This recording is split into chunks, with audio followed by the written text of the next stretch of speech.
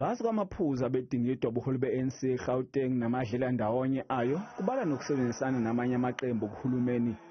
Abaholi beyinhlangano zamadlela ndawonye ne-ANC bathi ungabikho kozinzo komasipala kuphazamisa ukuhanjiswa kwentuthuko ebantwini. There is progress, but that progress is slow because of the coalition government. So coalition government is not a stable government. It's not reliable for the people of this province.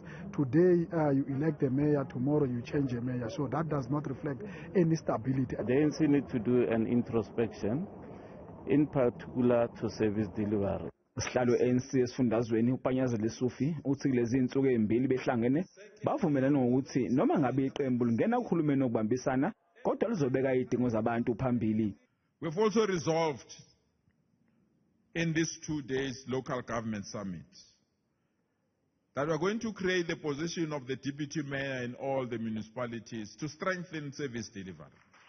And we've also resolved as the African National Congress in this summit that we are tired of inconsistencies, destabilization, and motions of no confidence that are used to destabilize service delivery.